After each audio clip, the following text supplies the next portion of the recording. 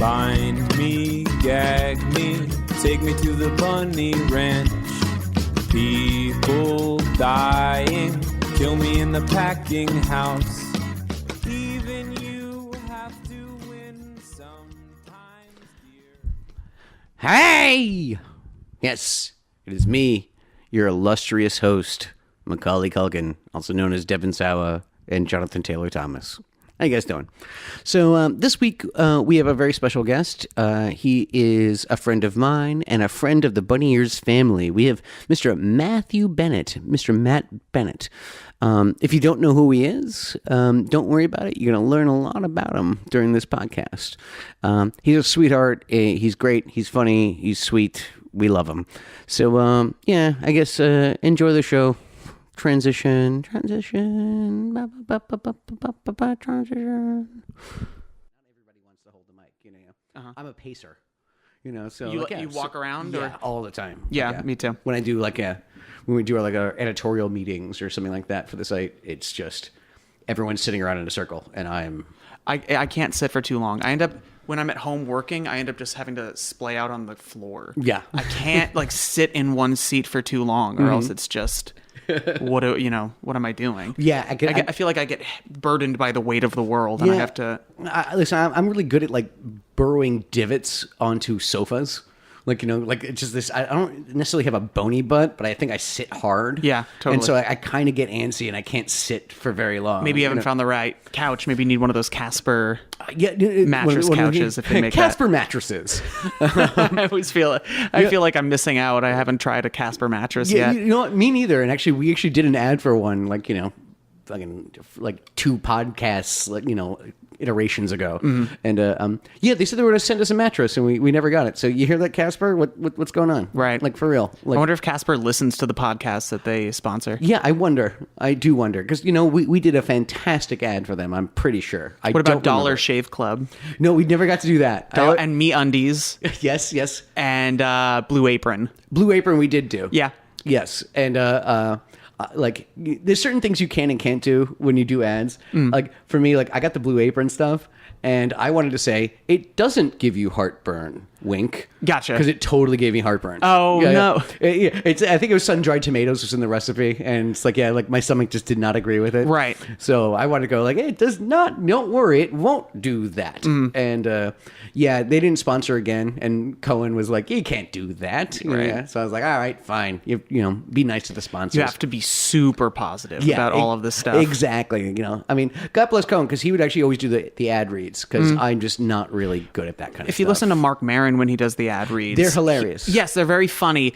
And if he doesn't have anything good to say about the product, he doesn't make it about his experience with the product. Yeah. Like Blue Apron, he'll be like, who has time for cooking at night? Who's got the time? Yeah. That's why you got to do Blue Apron. He's never like, I do Blue Apron. He says, that's why you have to do Blue Apron. Yeah. It's a very subtle little shift. A nice little twist. It's like advertising 101, but it does, he's never like, I use Blue Apron. It's always you. You should do it. Yes. Because these guys are amazing. They're giving me ad revenue. Yeah. Oh, very interesting. Oh, very interesting. So you've been on the podcast before. At least to our audience, you were on the one with when Cohen's dog passed away. Yes. Okay. Yes, you were on that episode. Oh, okay. And then we have an unaired episode. Yes, that's true. You. Yeah, it's one of the lost episodes. It was one of the first ones I think you guys did. Yeah, it was. Which is why I'm like, why on. me? Yeah. We have 2 lost episodes from the early on kind of thing. And that's one of them. Gotcha. Yeah. Well, thank you for inviting me back. Oh yes. I hope I have something interesting to say that hasn't been said before. Too late. Too late? Yeah, too late. We started off on podcast sponsor shtick. Yeah, exactly. We're already off to a rough start. Yeah, I know. Well, we it was a lost episode because Cohen didn't like it, and I actually never listened to it. But he said, Mack, you had too much whiskey. It's not going to work. Oh. And also, I think we were kind of stepping on each other a lot. Yes. Because, and so, I don't know, he just didn't like it, and he didn't like it enough to even, show it to me. So I was like...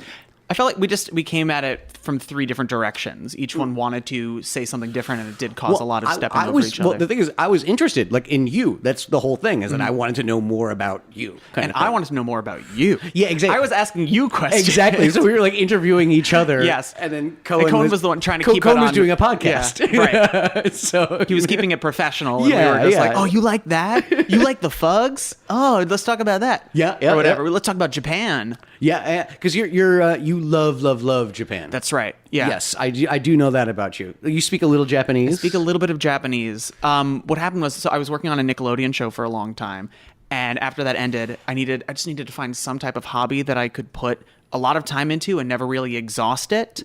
So I just started learning Japanese because I figured that'll at least take me a couple of years. It's still, I speak like a 4-year-old. It is so difficult. Yeah. So I just started immersing myself in Japanese culture, just so. Well, I hear it's actually relatively easy to at least speak, to like learn in that. That is true. Yeah. I think written form, I think it's a lot different. Yeah, they have 3 alphabets that you have to learn. That's fun. One, the hiragana is all like shizuka means quiet, and that's written like actual Japanese words are written in this one. And then there's katakana, which is what you'd write, Matt Bennett, Matto Benetto, or like hamburger, all the English loan words. And then there's kanji, which is the pictographic Chinese language, or the alphabet that they incorporated from that. Yeah. But all the vowels, like all the sounds are the same. There's never like a hidden B, like in womb or tomb. They don't have words like that. Comb. It's comb, a bomb. Yeah. I like to do this exercise, or like a little fun thing when I'm trying to teach hard English to Japanese people in exchange for them teaching me hard Japanese. Where I'll show them a word like bomb, and they'll be like, "Oh, it's B-O-M-B," and I'll be like, "No, it's B-A-L-M." It's like there is difficult. Well, when I was trying to learn some French, I was having a really hard time because it was like there's so many rules, and like it's like you learn some of the rules and like, okay, now disregard that in these instances, and just don't pronounce the last like 2 letters in every word except here and here and here, like that. And I was like, this language is terrible. There you go. And then next thing you know, I start like evaluating English, and I go, our language is completely terrible also. Right. Like, when it comes to those kind of things. Ours is a bastardization of all the other languages. Yes. We have Latin and Germanic, and Yep. we have the French. And the French. And everything kind of put together. Thanks, Romans and Vikings. Is that who brought it over? Yeah. The Latin stuff, and then the Normans brought over the French stuff. That's crazy Normans. I know. What can Always I say? a Norman. Always those Normans. Oh, Norman. Norman. Oh, Norman. But but it was I always said it was je parle comme un petit garçon. I speak like a little boy. There you go. Like that's the best I can do. That's Muzzy. Yes, that's French. They're I speaking. have a Muzzy. You do? Yeah, somebody got me that as a gift. The actual an act figure of it? No, the actual like box with the VHS tapes and the tutorials. Are they watchable at all? I mean, I have probably a VHS in the back of my house somewhere. It's more just sits on my shelf because it looks hilarious. Yes. Yeah. Somebody must have been buying them because they played those commercials so much when I was a kid. I did not know anybody who tried me using too. Muzzy. And here's what I'll say about something like that is that when you're a kid, a year is a really long time. Like it feels like a decade. Like I have a feeling it was only around for about a year or two, but in our minds, it was around forever. You're right. Kind of thing. How old are you? I'm 27 now. Oh, okay. Oh, so they still had it when you were. That's right. Yeah. It was the same commercial. It was like Je suis la jeune fille. Yes, that's French they're speaking, but no, these children aren't French. Yes, they're American. Yes. It's also funny now saying je suis la jeune fille because that means I'm a little girl. Yes. So whenever somebody says, like, oh, I speak a little bit of French, I go, oh, je suis la jeune fille. Yeah. I go, no, you're not. Yeah, that's actually how it happened. How like I was joking with an American friend when they were in Paris with me, and they were saying, "Oh, I know some Muzzy French," and then they threw that at me, and we joked about it. And then, as a parting gift, they got me a Muzzy. Oh, that's so sweet. Yeah, they got me a Muzzy tutorial. It comes with 2 VHSs and everything. Like and a little guidebook and everything. I have a collection of those oddities, things that when I was a kid I couldn't really get or buy. I don't know if I shouldn't have it. I didn't buy it. I somehow acquired a Bible from like 1994, 1995, a show Bible on how to make a Nickelodeon show. I found it. Let's just put it that way. It's classic. Like they'll give examples of how to write, create, produce, market Here's what they're looking for. The golden age of Nickelodeon. Yeah. It's fascinating because they use examples like Rocco. How do you make, like, how is this a successful show? How do you make successful products? How do you put the logo on the successful products? It's like that. It's massive. So many pages. How thick is it? Give me a finger. It's a binder. It's a binder full of loose pages. Oh my goodness. So, yeah, you good inch or two out of it. It's one of my prized possessions. Yeah. Things you like about that. pitching a Nickelodeon show at some point? Yeah, well, I mean, I was on Nickelodeon, so I have a little bit of insight you have an into in? it. Yeah, I have an in. It's weird. The old motto was "Nick is kids." Yes. And they've kind of moved past that a little Yeah. bit. Before it was like parents should kind of be dumb and out of touch. Yes. And the kids rule the school. Yeah, exactly. You can't do that on television. Salute your shorts. Salute your short. Yeah. That kind of thing. Like, oh, adults are like, ugh, and we're really cool. Even in Are You Afraid of the Dark? It was always the kids figuring. The parents didn't have time for the supernatural stuff, Yeah, and the kids had to figure their way out of these tough situations. Clarissa explains it all. Yes, her parents exactly. never had time. We're for out whatever. of touch. Yes. I love the idea of kid drama. Like Yeah. Clarissa, when you Yeah. go back and you watch it, you're like, oh, this seemed like such an insurmountable problem when I was a kid. But Yes. like, she's just wondering, how to get rid of bad breath when she's at the school dance or something. Exactly. Yeah, It's so easy. So, yeah, it's funny when you revisit some of that stuff when you're a kid and like it doesn't like hold up the same way. Like you can't do that on television. You can't. You could do it on television now. Yeah, I mean, boy. They said shit on NYPD Blue, and it was all just downhill exactly. from Yeah, there. they have butt stuff now. Like in They do. they have butt Man, stuff. I've been so surprised by the state of television. Yeah. Just it's not like we've fallen. We've just I'm watching The Act right now. Have you seen that? No, I About haven't. Gypsy Rose Blanchard. Oh yes, never mind. I did. I watched the whole thing. It's so fascinating, but Yes. it's so messed up. It really, really is. Like they take her spoiler. They take her teeth Yep. in episode 2. Yes. She has her teeth forcibly removed, and I'm like, TV now. All right, shaving her head, pulling out teeth, putting in a feeding tube when she doesn't need it. It's Yep. wild. Oy. But also, she's like a master manipulator. Also, like I mean, how far into it are you? I'm caught up. You're done? Yeah. Yeah. So I mean, you see some of her interviews, especially by that last one, and you kind of see like she's really good at playing a victim. Yes. And she's still kind of well, she was a part of a murder. She was still an accessory to a murder. Right. Looking I mean, she I have to go back now and watch the documentary, but she feigns innocent, and then it just kind of the racks up documentary is like that's the thing that that's what I'm going off of. Gotcha. It's yes. like the real life kind of the thing. Mommy Dead and Dearest, I think is what it's called. Hi, honey. Hi. Hi. Brenda walked in. She threw on her sushi and then she left. Bye, honey. Was it good sushi? How was Was the it? sushi? How was the sushi? It was good. It's in the pantry. Can you throw it away later? I don't want the cats to get to it. What's that? It's in the. Put it in the pantry because I don't want the cats to get to it. It doesn't fit in the trash. Okay. You're like okay. She wanted me to throw out the. I'll take it out with me when I'm on my way out of here. She wanted me to throw out the sushi so the dog doesn't get to it, and so she put it in the pantry instead of the garbage. Or the cats. Yeah. Oh, definitely the cats. Like Do you? You're not on. You are on Instagram. Yes. I have an Instagram and Twitters and everything like Yes. that. Do you know about Round Boys? No. This is my current obsession. It's just videos or pictures of round animals. Right, and like it's so easy. Yes. I'm a man of simple pleasures. As I get older, like before, I'd be like, oh man, Bob Dylan, man, he knows where it's at. Yeah. Like the first, like blonde on blonde, man, that's what it's all. And now I'm just like, oh, round animal going Pizza in. cat. Pizza cat. Yeah, I'm like fascinated by it. That's all I need now. Just something to make me smile. Yep. I'm thinking about because we've been thinking about doing some things in social media. Like we did the Rapture on Sunday. Oh yeah, I saw that. Yeah. So we're thinking about just doing Rapture Tuesdays. So it's like things submitted for the writers, but also Sure. fans and so forth. Like we have a bunch of like other things where you're trying to fool people into thinking you've been raptured away. So it's just your clothes your laid clothes out. just laid out, just like with your legs crossed, or while you're walking the dog, or while you're pumping gas. I like in TV and movies when somebody is like exploded and then it just leaves their shoes and the shoes are smoking. That's kind of what I was thinking. I was like, is that same kind of thing? And one of the things I want to do, I actually haven't even pitched it yet, so I'm going to pitch it to you. Okay, great. All right. So you got Throwback Thursdays, right? Yep. I want like fast forward Fridays. Right. So what you think fashions are going to be in the future?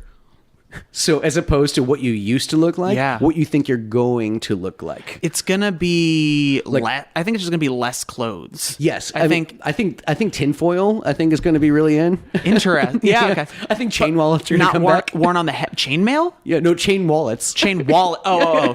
Chainmail. Chain. Attached to a wallet. I think everyone's going to just dress like they're in the movie Hackers. I think Why didn't that happen? I know, right? It kind of, there was a second where something called cyber goth was happening. Do you Yeah, remember yep. this? I don't think it still is happening. No, we had it's so not. many friends that looked like the apocalypse had come. That was their fashion, like Yeah. torn up shirt with a kilt almost. And Yeah. It's Birkenstocks a or little bit whatever. of a pre-Mad Maxy kind of like look, But listen, even the steampunk look didn't even like break, like. There's still places you can go to see. Oh, I some of know, that but it didn't steampunk. really break. Yeah. Normcore broke in a big way. Normcore? Remember? Yeah, that was like, it was a Were you just joke dressed like a normal first. person? Yes. Yes, 100%. But you do it so like you find dad jeans that fit as opposed to dad jeans that are just wide. So you find like nice form-fitting Levi's, super white, or like a super bleached, and just like a plain champion green sweater with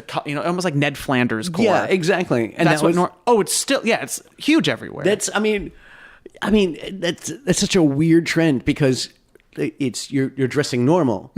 So how do you distinct, a nice, respectable boy. Yeah, exactly. Like, but how can you figure out who's doing normcore and who's just freaking normal? Because they're young. I was going to say it's the youth thing. You dress it's like a youth thing. You dress like your corny uncle. Exactly. Your corny uncle would have dressed in the 90s. Yes, exactly. I think like I've if you were realized about that to golf. anything looks good on something young or somebody young. Something young sounds weird, but some young thing. Somebody young, they can wear whatever they want. Yeah. Like the older that you get, you got to be like a hoodie. Yeah. Yeah. What okay, maybe like when you're a kid, it's like fine, but no, you see a lot of those at concerts, like those kind of older gentlemen. Flannel. I get it, and like and kind of just like it's. I know. Like, listen, I'm all for people dressing the way they should dress. Like, they want to dress and stuff like that. But at the same time, there's also a little bit of kind of just, that's really unfortunate. But it's like just how much of a difference a t-shirt with a blazer over it could look. Yep. If you get the right blazer. Yep. That's all I'm saying. But if you got like a dad bod, like it might not work as much. There's so many ways to make it work. Yeah. There's so many ways to make it work. But here's a nice rule of thumb, though. When you're at a party or a concert or something like that, and you see somebody who's dressed kind of like inappropriate or like kind of just not age appropriate or kind of just something that doesn't really suit them. Yep. It's probably their party. And they probably own the club. Right. You can't be like, fashion tip. The owner of the joint, just like all of a sudden he's dressing like a 20-year-old cowboy. Yeah. And he's like 60 years old with like greasy hair. It's like, he owns the club. Sure. He? Yeah, I love the cowboy look. Oh, boy. I love the big boots. Yeah. I bought a pair. This was one of the weird things in my life. I used to be a mall rat. And I would go to the mall all the time and with my friends, and we would cause just havoc. And we became friends with the owners of the leather goods store. I don't know why. I have a leather guy in New York. Yep, really? I have a leather guy. Our guy's claim to fame was that Eddie Murphy once came in and get like $5,000 worth of leather. Of just like pants, probably. They were like, that was the best day at the leather store. I don't remember their names. We called them Butch and Stretch. That's perfect. That's one perfect. guy was tall. That Stretch was tall, and Butch he looked like Mario. Yeah, a little gotcha. bit. And Stretch kind of looked like me, so he would like take me down to GameStop and pretend to be my dad and get me M-rated games. We had such a good time, but I had to repay the favor, so I got boots from them. I got like a cowboy shirt, and it's weird. Like the cowboy look brings me back to Long Island. Long Island GameStop. That's what I was dressing in when I was in high school. So you went for it. Well, we would talk about everything. We would talk about music. They loved Duran Duran. I don't know what was up You with were just that. hanging out at the leather store? Every Friday we were at the leather store.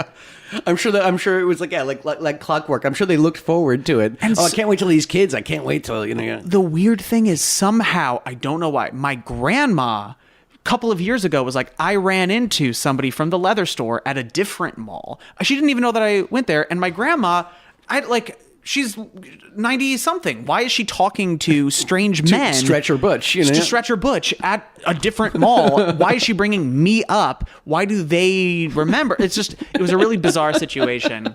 They moved malls. They're gone now. Oh yeah, you don't go to the leather store anymore. The leather store's closed. Oh dang it! It's hard to sell leather. It's on Long Island in this economy. I was at my leather store and I was there. I was buying a little like kind of bag thing, and this lady walks in. And she starts because they do custom stuff. They had things in the back and like and she was looking for straps, and she was talking about like lengths and holes and things like that. He's like, oh, let me talk to my guy in the back, and he walks away. And now it's just the two of us kind of just sitting at the counter, and it was like this quiet sound. And she goes, I'm a prop person on a movie.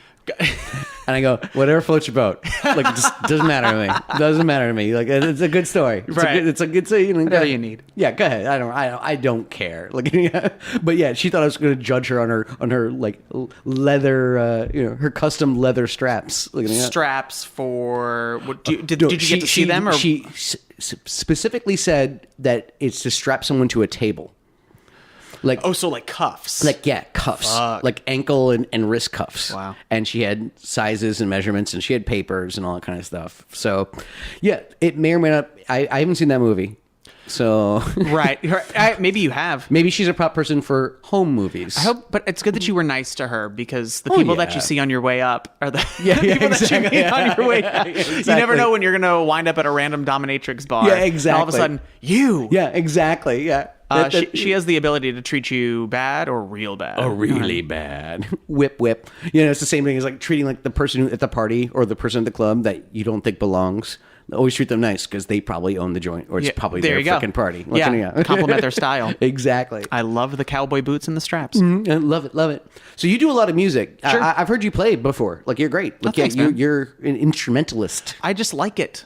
Yeah. I broke my leg when I was in 9th grade or something. And what do you do, for that whole summer? Besides just sit inside and learn how to play guitar. You stick a fork down your cast and scratch I got itches? I had one of the expandable forks. Yes. Yeah. It was like a prop or a joke that then became functional. So over the summer I broke my leg and I was just like, I'm just going to learn how to play guitar. And how old are you? So it was 9th grade, so 14? 13, 14, something like that. And so you learned guitar? Yeah, it's easy. Yeah. I mean, fuck, man. Like, don't talk to me because I've tried. What did you play in Pizza Underground? I played the maracas. Nice. I played the tambourine. Yeah. Yeah. I mean, I was percussion. That's perfect. Yes. I sang is what I did. The Velvet Underground kind of had. I mean, they had Mo Tucker on drums. Yeah, actually, but there's a lot of that, like All Tomorrow's Parties. Mm-hmm. That little drum thing that they do. Well, we used to play a pizza box, and we also had a mic for the box, and we turned the bass way up, so it actually sounded like a thump, thump. Like it sounded, and also our pizza box player was a girl with short hair, so it was very Mo Tucker-esque in like the whole thing. So, we made it work. What got you interested in Velvet Underground and Lou Well, Reed? I was always been a Velvet Underground fan. Not always, actually. I was kind of late to the party. I was like well into my 20s. I think we all were late to the party. Well, we all missed it. Obviously, yeah. But no, everyone kept on giving me the self-titled album like as a present. Huh? And Nico, the and one. Nico, no, and the banana one. The banana one. Okay, gotcha. Yeah, and never really kind of got around to it. And then it was actually their live album, their live '69 album that like really got me into it. The legs. Yes, the legs, and and it kind of went from there. So then my like love developed and all that, and then it just kind of came up. It was one of my buddies, Toby. He was dating this girl, Dina, and Dina was like, "Hey, we have this gag band. Like, sometimes we do open mics or something like that. You should totally join us." I was like, "Yeah, no, sure. If I have some pizza puns, like, sure, or whatever." Right. And then it was like, she's very ambitious. So it was like 2 days later, she's like, "Okay, cool. We have an open mic, like, at the Sidewalk Cafe. Like, you have to come." Oh, no, that was the one place I performed in New York. Oh, really? Sidewalk Cafe? Yeah. I love that place. It's notorious. Like, that's Regina Spektor used to do things there, the Multi Peaches, like all that kind of stuff. So I was like, yeah, sure. So we did an open mic there. And then there's Jeffrey Lewis, who I'm a huge fan of. Just his stuff is really, really great and fun. And so he gave us 10 minutes of his set, like, to open for him. Nice. And then that was it. And then we recorded our stuff in my living room. Mack's Kansas City. Perfect. Get it? Yep. Right. And then that was it. And I guess she put it on what's that site? Bandcamp? Bandcamp. Yes, I was about to say Bandmates, but yeah, Bandcamp. And I forgot about it. And it was like nobody did anything with it. I think she just put it up. And then about a month later, I wake up to about 40 texts and phone calls and all kind of stuff. I thought someone had died. Like usually when that happens, like something something bad happened. And it was all, are you in a pizza band? And I was like, from friends and family, or from friends, family, all that kind of stuff. Yeah. And it was all across the board, kind of just like, what is this thing? And it blew up like kind of just, a month afterward. Next thing you know, we do a gig at this place, Baby's All Right. And it was like, we still only had the same 8-minute medley. Like that's all we had. Like, all you need. Oh yeah, no, believe me. We didn't even know how to tune a guitar. Like, it was that kind of thing. I mean, it was so lowbrow. And so we met at a bar around the corner, and then we showed up about a half an hour before the show, and there was a line, and this is like the dead of winter, it's January, and there's a line around the block, and it's 4 people wide, and it was like, what the fuck is going on? The kids love memes. Oh yeah, Kids love memes. I think we hit a really sweet spot. Like it was like that Brooklyn hipster kind of thing. Absolutely. Mm-hmm. Yeah. It's so perfectly right in the middle, where like Velvet Underground's enough of a niche market, but then the fact that there's pizza and you involved, it's just a perfect storm. I thought it was I think that's how it worked out. So yeah, we ended up doing it for like a year and a half. And right. I mean, like we played with like Harmar Superstar. You know who used to open for us? Freaking Lizzo. Really? Yeah, I listened to that Jerome song because everybody's like, "Oh, that's the track." Yeah. I don't know. I haven't listened to it yet because I think it just dropped as of now. And she is a badass bitch. Like she's freaking great. I'm glad to hear it. I always feel so out of the loop. It feels like every week there's a new essential album that's going to change your life, and I go, oh, man, I'm still stuck. I'm still trying to play catch up. I'm still listening to stuff from the 60s and 70s. Believe you me, I am so out of the loop. I'm getting older. Yeah. And so like I can't keep up. So it's like, oh, I know this person personally. I will check out their album. Mm-hmm. She has that song Juice. Okay, that's the other one. Yes, I saw Juice, and then I had a friend say Jerome, which was is totally gross. Have you actually listened to the lyrics of that song? I mean, no, it's all about her vagina juices. That's the whole song is all about that. And like, no, I mean, it doesn't fetishize it, but at the same time, when you actually listen to the lyrics, you're like, that's kind of gnarly. Yeah. Like, I wouldn't say gross, but it's gnarly. Yeah. Like, yeah.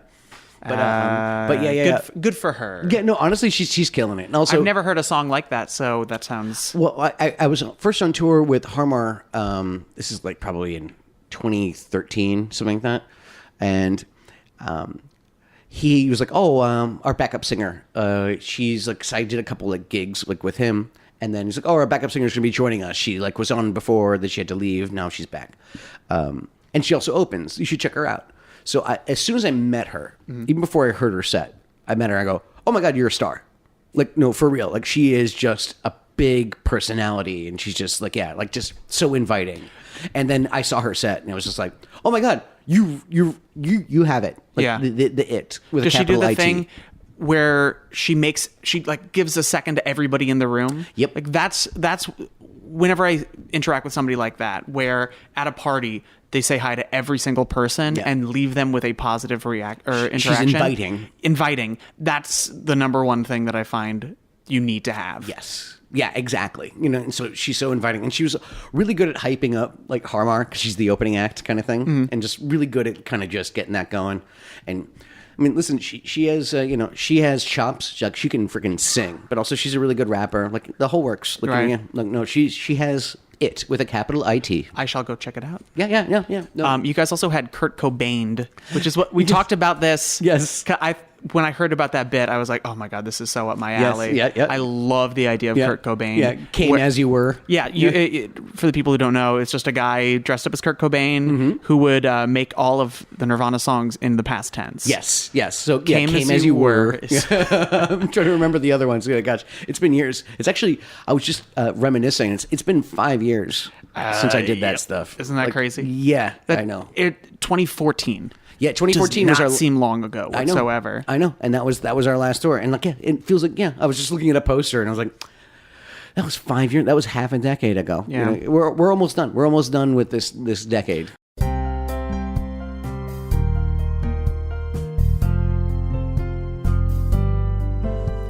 Hello, and welcome to Meditation Minute.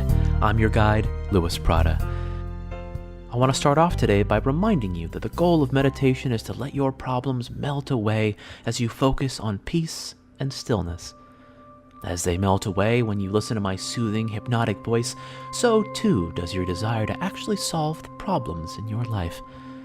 As you listen to my voice, you slip further into complacency, allowing a guy like me to swoop in to capitalize on the opportunities I've lulled you into passing up. Let all of your concerns fall away, like your concern over the eBay listing for that used space heater we've both been watching as hawks watch an injured muskrat scurry across the forest floor. Don't even worry about the listing. You're perfectly happy freezing your ass off. You have plenty of blankets and sweaters. In fact, your soul is warmed by the idea of me snuggling up by a toasty space heater as your digits grow blue with frostbite. Don't concern yourself with the anxiety of the auction's stressful countdown clock that will reach zero in about 10 seconds. Pay no mind to the clacking of my keyboard as I enter my bid. Make do by imagining yourself beside a warm, cozy fire whenever you're cold, and yes! Got it! Yes! Woo! What a rush!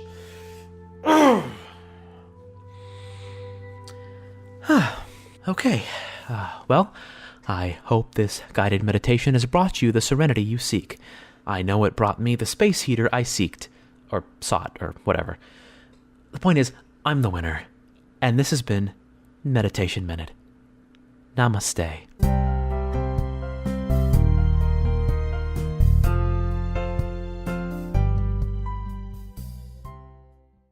I've been here in Los Angeles for 10 years. Really? Yeah, I moved out here 10 years ago. Because you said you're a Long Island kid. I'm a Long Island guy. Whereabouts? Massapequa. Massapequa. That's why I got into Lou Reed. Okay. He was a Freeport guy, which is Okay. on my train line. Mm-hmm. So I always felt a certain kinship. And when I was a kid, I developed a crush on this girl she told me she was into musical theater and glam rock. And I go to my dad and I'm like, Dad, what's glam rock? And he goes, oh, it's like David Bowie or like Lou Reed. Check out the New York Dolls. And exactly. So I was like, well, I already know about David Bowie because who doesn't? Everybody knows about David Bowie. But I was like, all right, I'm going to go check out Lou Reed. And he handed me Transformer. And I listened to it. I'm like, this makes so, at 12, I was like, this makes so much sense to me. This is so cool. It makes sense to that 12-year-old And Matt then he goes, Bennett. well, that's not even the best album. You got to check out Berlin, which is not the album to give to a 12-year-old. But I was like, oh my God. I never heard such an artistic statement in album form. I grew up, my cousin did community theater, and one of the first things he did was Tommy. And I got way into the idea of a concept album. Yeah. I loved that. I loved that it was so good. It had to be on 2 CDs. Or back then, 2 LPs. They have so much story to tell. So I was like, wow, okay, Berlin is like a full story, but it's dark. It's even darker. So then I went back and I'm like, all right, I got to get into Velvet Underground and Nico and Loaded and then you started working backwards. Yes, exactly. Backwards and forwards. And now I find myself, I'm at this weird place where now I'm working forwards and I'm enjoying it. It was just Record Store Day. And I mentioned Dylan before. They put out, do you know Blood on the Tracks, that album? Of course. So he originally did a version that was just him, acoustic guitar, and a bass. And it's really stark. It was bootlegged for a long time because he sent it into the record label and they go, this is not marketable. Yeah, we can't do this. We can't do this. You got to go back and re-record it. So he got a band and put it together. So they just reissued the album officially for the first time, just the way that it was originally with him and acoustic guitar. Oh, geez. And I'm like, I got to buy that. Yeah. And that's an album about divorce. And I'm like, that's what I'm into. I'm into going forward, now 70s to 80s Dylan. Whereas before I would have sworn by the 60s. And now I'm into Lou Reed's, the Blue Mask period, which is all about S&M and dominatrixes and stuff. And he's in a committed relationship, and the entire album is just how the fuck do I get out of this? How do I, how do I navigate this? And imagine dating him at that time. Hey, honey, check out my new stuff. I just came back from the studio. So that was the 70s, and then in the 80s he'd try to go commercial, and it's really hard to listen to. Yeah. And then around the late 80s he did songs for Drella. A lot of people were confused in the early 80s. The Rolling Stones were kind of confused. George Harrison was kind of confused. Yeah. Whenever I think of missteps. I think of that one George Harrison album where he's in like a Hawaiian shirt and sunglasses with the guitar. I don't know what album it is. It was I was on tour with Adam Green and my buddy Toby Goodshank, and they had to play Lost, and it was literally just that era. That's so smart. I love it. Yeah, and here's the thing though, it was like 30 songs or something like that, but it was funny, right? And then it was funny the second time. It was funny kind of the third time. And then it's kind of just, oh my God, it's all that we would listen to. Adam kind of is kind of an OCD when it comes to that. Sure. And so I remember I went to sleep in the car. I was like, oh my God, I'm hearing this song again. So I went to sleep in the car and I woke up and the same song was playing. But like 3 hours later. It already had looped around. It is but a playlist, interesting. I mean, honestly, it's hilarious. It's kind of like the worst of like legends. Okay. It wasn't like lost classics. No. It wasn't like, okay, nobody listens to the 80s. Like, no, the worst like of Joker Man, the Dylan song. It's the worst of the Rolling Stones, like that early 80s kind of thing. Like it's the worst of Lou Reed, the worst of Iggy Pop. Gotcha. You know? Yeah, Iggy went off. Some of that stuff is really hard to listen to. I had another parody band that I kind of wanted to do a spin-off, but just ran out of steam. It was Piggy Pop, like Lust for Lard. I thought you were going to say it's Miss Piggy doing... No. Doing Iggy Pop songs. It's Iggy Pop songs about ham and pigs and bacon. Yeah. Lust for Lard, Pig Clubbing. Pig clubbing. The Sausager instead of the Passenger. He fries and he fries. He fries through bit. and dewy delights. I have the B69s. Which is exactly what it is. Yeah, gotcha. Yeah. B-52 songs about sex. We had a lot of them. I wanted to do a crust punk Beatles cover band called Scum Together. Nice. But the Beatles are they have so many cover versions already. Somebody threw us, when we were doing the Pizza Underground stuff, they threw us the Eatles. And the Eatles? The Eatles. Okay. And it's kind of exactly what you thought it would be. And it really actually wasn't that great. But then we came up with a thing where it was the Eatles, their Beatles songs about the bee. Like, let it E, let it E. Oh, very good. Get axe. See, and when you said Eagles, I thought the Eagles first. No. Like food parodies. No. It's get act to where you once elong. That's good. I know, it's pretty good. I like it. I have strokes. It's stroke songs without the thes. So you just remove all of the thes from stroke songs. Are there a lot of thes in the stroke songs? Not necessarily. No. It's one of those things where it's like, remember those like Time Life kind of like things where like they only just play a couple seconds of a song. There you go. As it scrolls down the screen, it's like all you need to do is just find the right kind of thing. And I should do an infomercial essentially for a fake album. That's a good bit to put on bunnyears.com. Yes, exactly. Bunnyears.com, your place for bits for short form comedy. Yeah. I like it. Matt Bennett approved. Mm-hmm. Man, so I saw you recently. Now I'm interviewing you again. No, yeah, please. Yeah, I saw you recently interviewing Weird Al Yankovic. Yes. If you had told, 7-year-old Matt Bennett that he would be living in Los Angeles, he would have he knows Macaulay Culkin and Seth Green, hanging out backstage at a Weird Al Yankovic, kind of show. Yeah. I would have been like, nah. I would have been like, I quit. Yeah, exactly. I quit life. Yeah. That's it. That's all I need.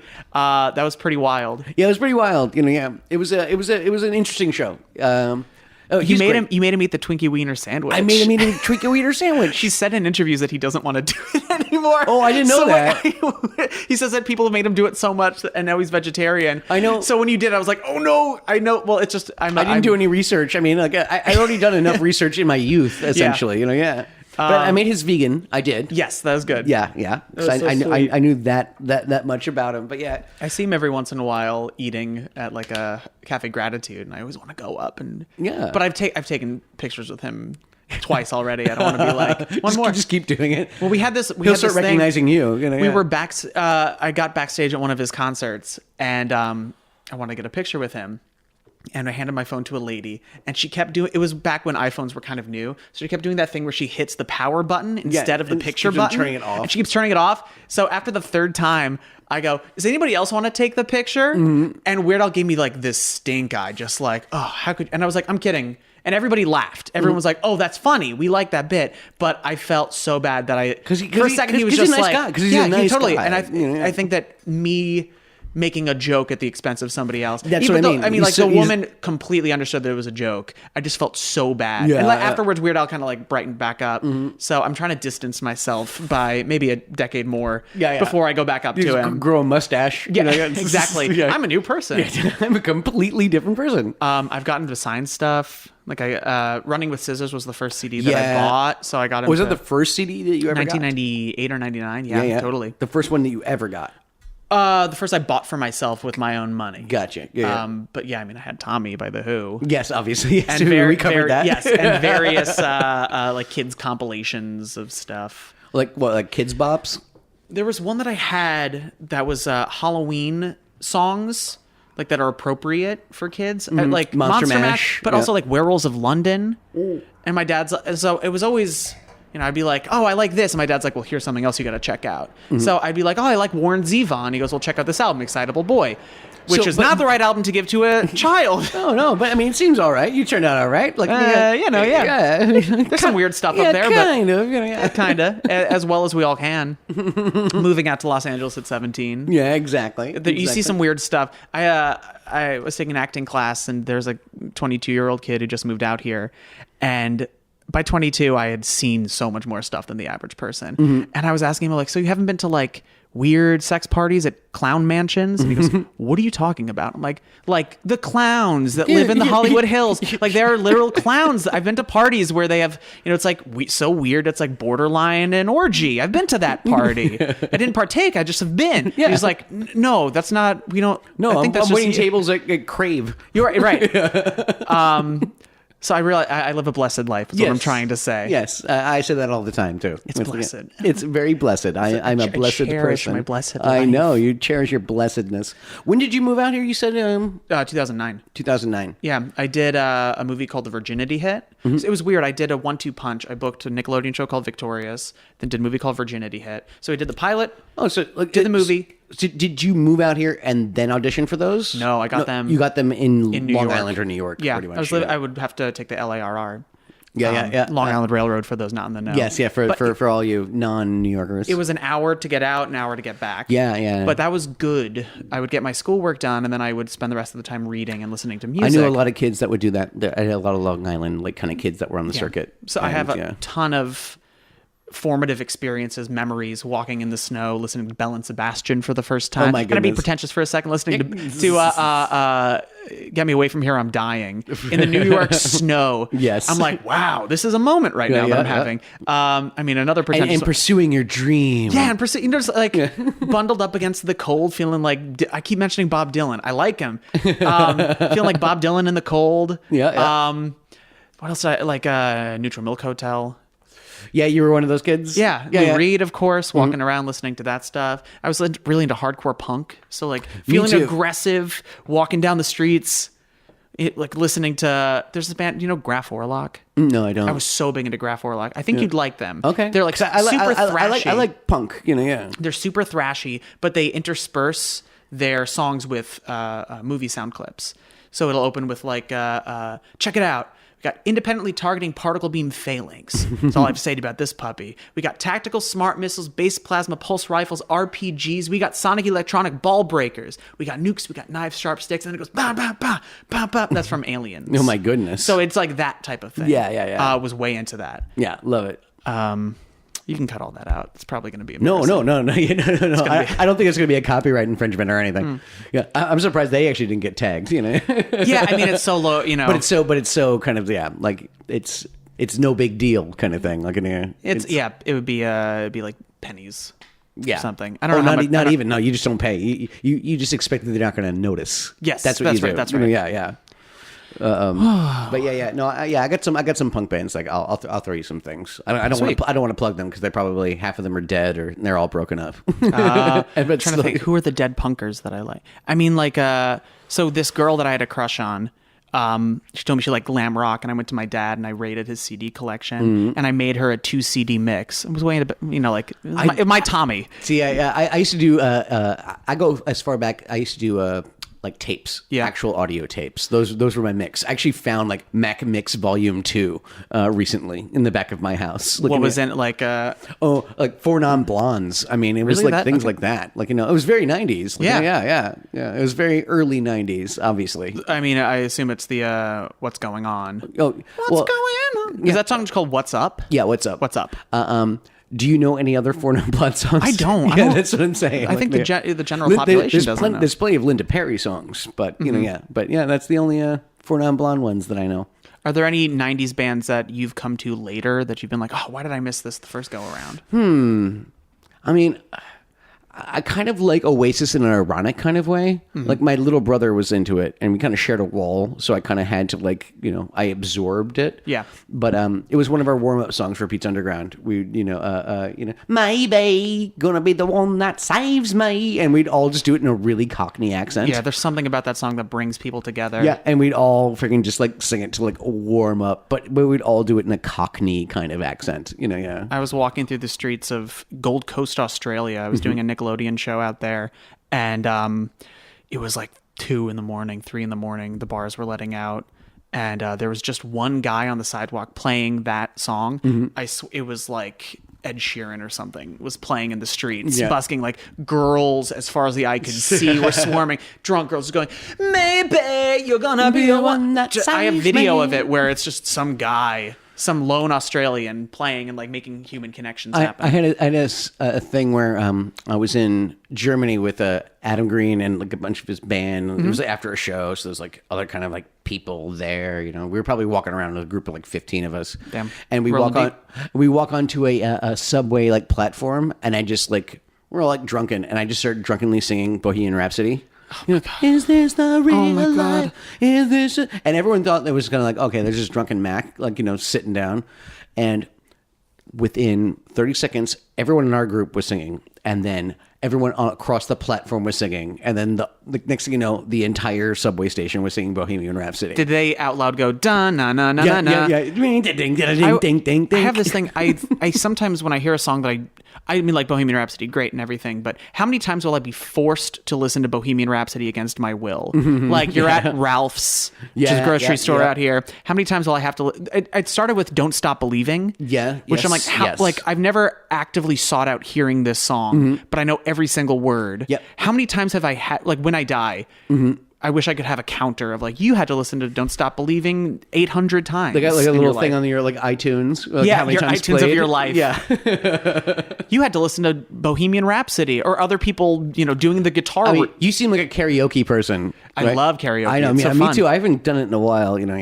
But that's one of those songs that like whenever you're losing the crowd, you do Bohemian Rhapsody. It's so long. I know. And it's. But then It has to be at the right time of night. Exactly. It's when you're losing everybody. Like everyone's starting to kind of like dip. Right. And then like, no, and then everyone sings along. It's like, no, come up here. Come play It's one with of those, me. everyone knows the words. Yep. Yeah, I think Don't Stop Believing is a really good one like that. It's just so annoying. Smells Like Teen Spirit, actually. You'll actually get people like that'll sing along. Which is with weird that. because the lyrics are so nonsensical. Exactly. But people know. Yeah, everything. They want to anticipate the chorus. And that's the thing about karaoke is that sometimes people choose the wrong songs because they know the chorus. Like they want to do Piano Man. Yeah, but they don't. but they don't know the actual lyrics. By the third verse, they're like, oh my god! By the Word. fifth verse, like that song is like like it's something. Yeah. It's, yeah. And the lyrics are even up there. But yeah, you do see them kind of shuffling their feet, being like, Karen, come and help me. Karen, please. Yeah. Karen. And they like kind of sway up on stage together, waiting for that chorus to roll back around. Yeah, exactly. And then they can kind of put their arm around somebody and just swing like But do you have any karaoke classics? Oh yeah, I do. Don't Stop Believing. I do. I fucking hate that song. Hate that song. But I mean, I could fucking tear it down. Brings the house. people together. Yeah. I do Daydream Believer by the Monkees. That's a good one. I've done that one. Yeah, and I do Lady in Red by Krista Berg. Wow, jeez. Lady in Red. I know, boy. Way to bring the house down. When I was younger and into hardcore punk, I would do an all screaming version of Born to Run. I would just scream it because it's long, and people by the second verse when that comes around and you're still screaming, they're like, "What am I in for right now?" Oh my god! And he also does a lot of hoes, yeah, which is perfect for just saying, "Yeah." Yeah. I've torn the roof off of a place like that. Nice. What about you? What do you got? Oh, My Way. The Frank Sinatra. Sinatra? Yep, I do that. I'm a bit of a crooner, actually. Oh, yeah. Yeah. I sing in a baritone, actually. Like I sing actually a register lower than my speaking voice. Huh.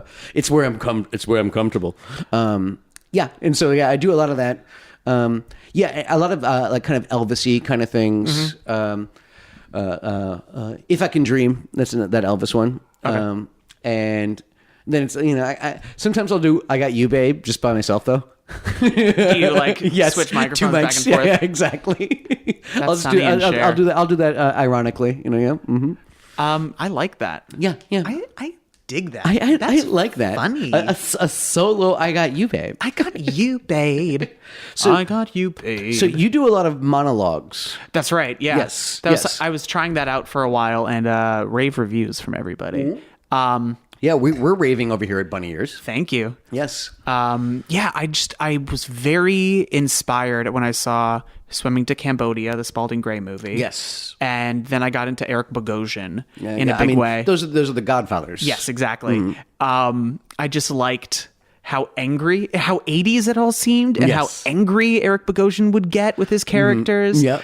But He would do like characters. Yes. Where Spalding Gray was always Spalding Gray. a one-man show of that's why I've been taking classes over at Groundlings, just trying to figure out how to do sketch and characters. Yeah, okay. Great, because that's what they. So you're more of a Bogosian kind of like the influence kind of thing? Well, but that's the weird thing. I love the format that Spalding Gray would take. Him at a Yes. desk, just telling a little chunk of his life. So you know Monster in a Box? Yes. So do you know the end part where he's talking about he was doing Our Town? Yes. And he was the narrator of Our Town. And then the little boy throws up. Mm-hmm.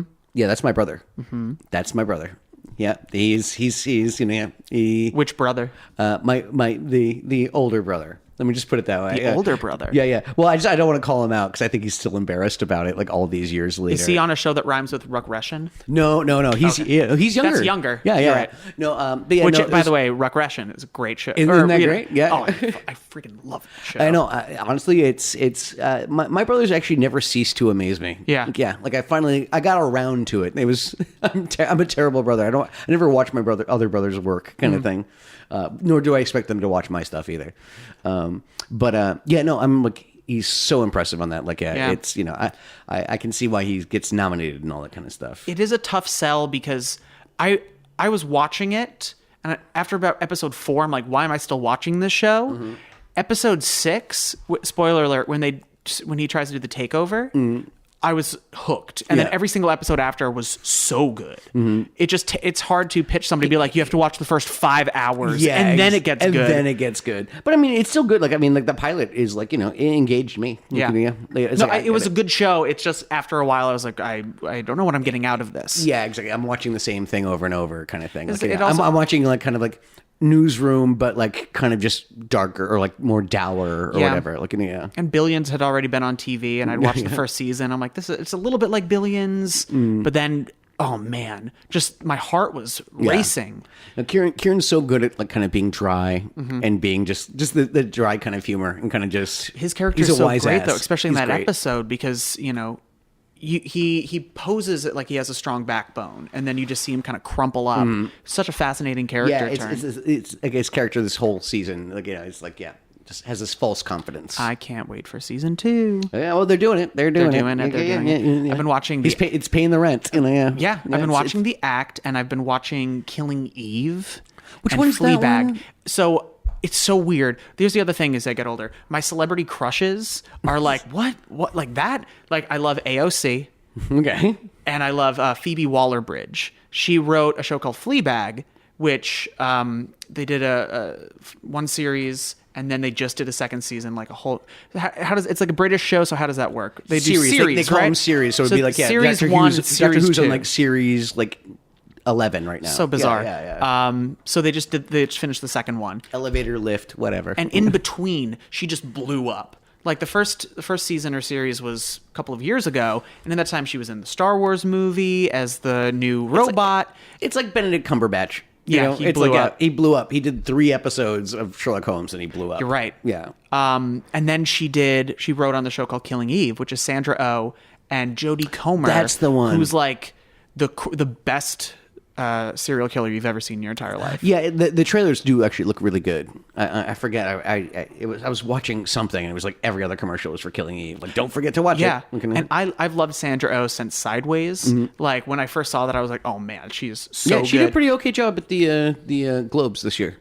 Was she hosting it? Yeah. Her and Andy Samberg. It was so weird. That's a good pairing. I know, it's such a weird pairing. Like, you wouldn't. I don't think watch award shows. There's something so. I mean, stage is not the right. Something so bizarre about them. Well, yeah, they're so staged. They're so staged. There's just something so unnatural about it. Yes, yeah. I don't like watching people fake smile.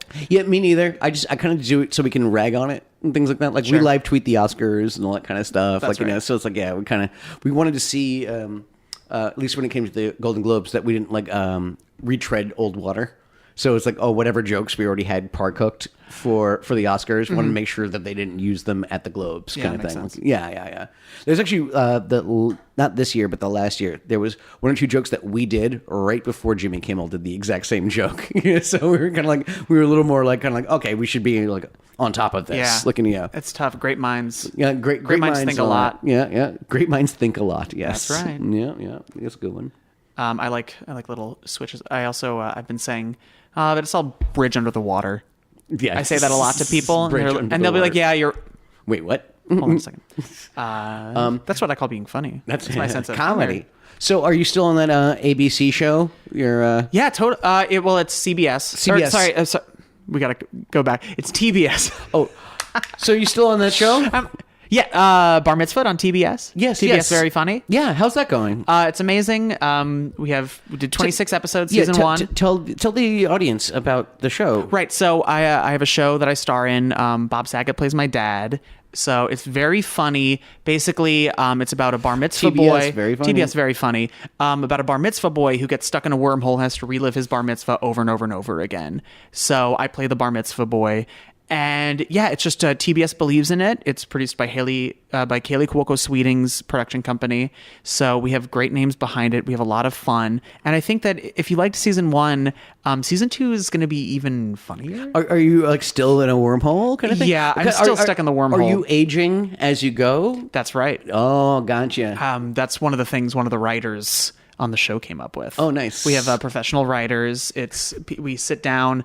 Sometimes I get to sit in the writer's room and just listen to them talk. Yeah. So All right. and it's always a laugh riot. Wow. And the thing that I like about working in television, it's almost like a family. You know, after a while, it's just almost like the cast members are your family, and we all get along so well. Sometimes we get dinner. Wow. So it's. Like, I mean, what do you like? Get like what? Like chicken sushi. wings? Oh or yeah. sushi? I mean, yeah.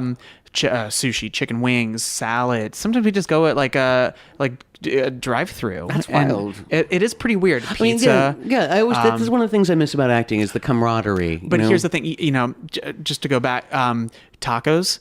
Oh, there you go. Sometimes, like, we live in Los Angeles, best place to get a burrito and a taco. Oh, do you ever get one of those like taco trucks for the crew? Or something like you that? know what? Did Yeah, Bob do that? That was Kaylee. Oh, okay. Kaylee Cuoco Sweeting. Actually, on the last day, she got a mocha frappuccino truck. Oh my goodness! That's what that was. Is that what you ordered? That's what I ordered. Yeah. So.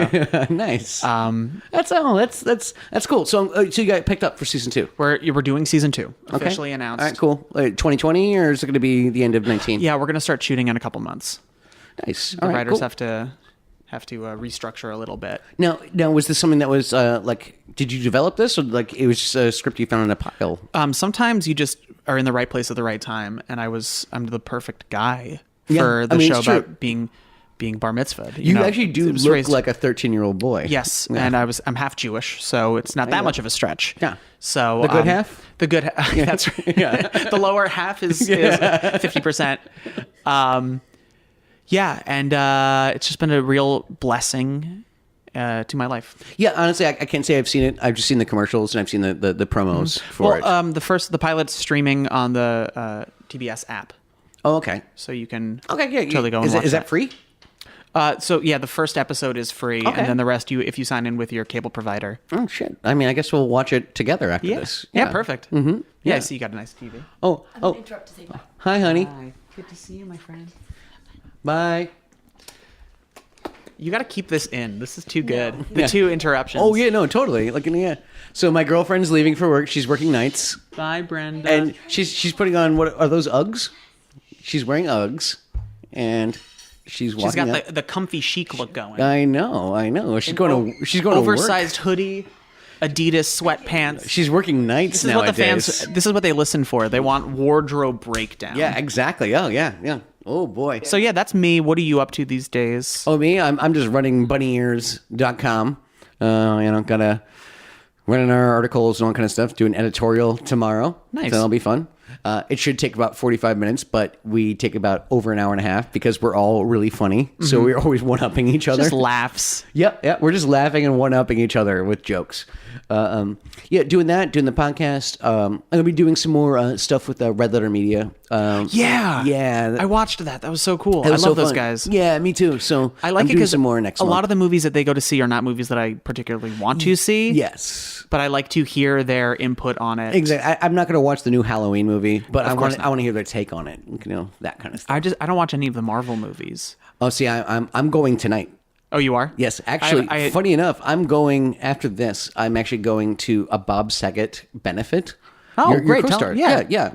So He told me he was doing that. It's going to be so fun. Yeah, so I'm doing that, and then I have to go straight from there to the Avengers movie. Great. So Are you seeing the midnight premiere of it? 11:30. How are you going to stay? It's a 3-hour movie. Believe me, I actually had to wake up extra early today, also. So I'm trying to pace myself. Yeah. I don't know. I was thinking about asking Bob to move the benefit, but Move it to a different day? yeah. But it's funny. The invitation for it, like he talks about like who's going to be there. It's like Stamos and this and that. And at the very bottom it says, oh, and also Dave Chappelle said he might show up.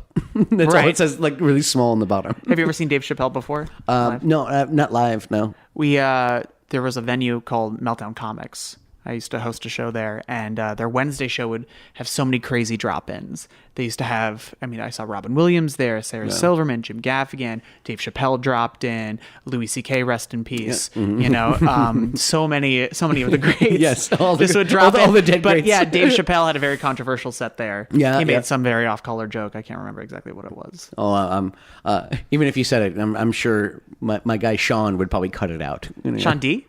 Yeah. Sean D. Pasquale. De Pasquale. He's the guy. He's the guy who edits these things. If you're at Back to the Beach this Saturday and you see us, come up and say hey. Yeah, just say hey. We're going to be at the music festival. He's going to borrow my Zoom, and he's actually going to record some interviews backstage. He has to. Yes. I told him he should mention that he works for bunnyyears.com and that he was going try and get a VIP pass. And he did, and it worked. He got a press pass. Yeah. He actually got a freaking press pass. I have so many ideas. Well, you're in. We're going to bring you back into the family. Perfect. Okay. Yeah. They used to call me the ghost worm because I would sneak my way into so many parties, so many concerts. You just have to. I don't do it anymore. It just helps when you're young. Yeah. Everything looks good on you, so you're just like a young guy outside. Yeah, they'll let People you go, in. Yeah. Hey, little boy, are you lost? I go, no, I'm trying to get in to see the whatever concert.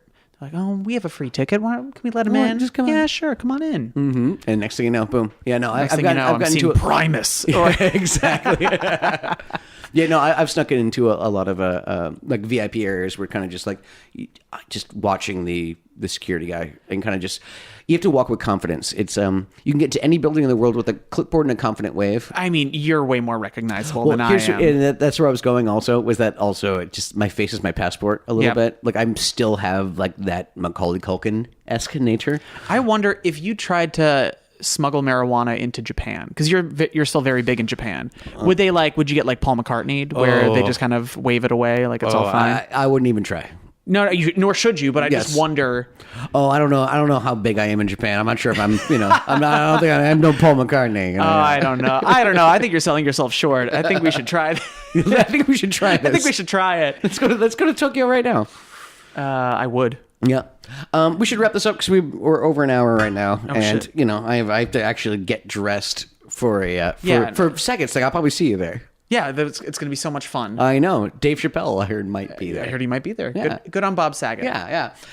Thanks for doing this. I'm going to do an intro, outro, but do you have anything to like plug your socials and all that Yeah, kind of fun totally. stuff? I'm at Matt Bennett on Twitter and Instagram. and just follow for more fun and games and good stuff. How many T's in Matt? There are 2 T's in Matt. How many T's in Bennett? There are 2 T's in Bennett. Oh, okay. There you go. So there you go. Easy, but you'd be surprised people get it wrong all the time. That's why I specified. I'm the verified Matt Bennett. Yeah, there you on go. both. That's how you know it's me. The verified one. And if you're friends with me on Facebook, it ain't me. I don't have a Facebook. See, there you go. See, information. You learn something freaking new. I don't have every a day. Facebook. Thanks a bunch for doing this. Hey, anytime. Yeah, I needed a filler guest anyway. Oh, rats! No, for real though. I had my sinking suspicions. Yeah. No, seriously. Thanks. For real. No, seriously. No, seriously. But for real. For really reals. But no, thanks for doing this. And it was good fun. And now it's time for me to put on a suit. Leonard. Oh, so that was fun, right? Am I right? I know I'm really bad at these outro kind of things. I don't really like doing it in the moment. It's kind of like, okay, and here we go, plug your things. But, I kind of semi-do it and then whatever. All right, I'm overcomplicating this whole thing. So I hope you enjoyed the episode. Matt Bennett is one of my favorite people. He's actually a super sweetheart. So I guess this is the point where I plug my stuff. I think I probably already did it already on the show, but I'm going to do it again. I'm at Incredible Culk on the Twitters, at Culkamania on the Instagrams. And also, don't forget to call the Bunny Ears Podcast phone number. It is 1-845-393-4629. That is 845-393-6425. That is Easy-E Hoax. 845 Easy-E Hoax. So yeah, leave us some voicemails, because actually we're kind of running behind on voicemails. So if you actually call us, we'll run it. So there you go. And that's it. You guys are beloved to me because you're actually listening to this stuff. I think I'm hilarious, but at the same time, not everyone else does. So get out of here. As Tracy Ullman would say, go home. Go home. Go home. Voicemails. We're always getting voicemails. 845 Easy-E Hoax. I said it's 845 Easy-E. Nothing beeped. What the fuck, Mac? You doing for your voicemail? Don't even fucking beep when you're supposed to start? What the fuck am I supposed to do? This is Zach in Indiana. Hey, how the fuck are you going to have Jerry O'Fucking-Connell on your podcast and not talk about Joe's Apartment? One of my favorite movies of all time. I talk about it all the time. You have Jerry O'Connell sitting right there, and you don't talk to him about the goddamn singing roaches that make in Joe's Apartment and shit. Hey, I've been enjoying the podcast. Season 2 is pretty great. The only criticism I have is that Mack and Matt sound really similar this season. Have a good one. Hey, Mac. I got a problem. Suck too many dicks. Worst part is, I didn't take any pics. Sorry I let you down. Bye!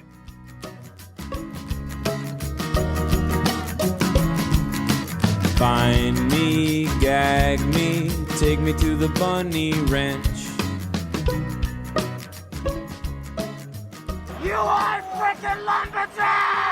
Oh my God.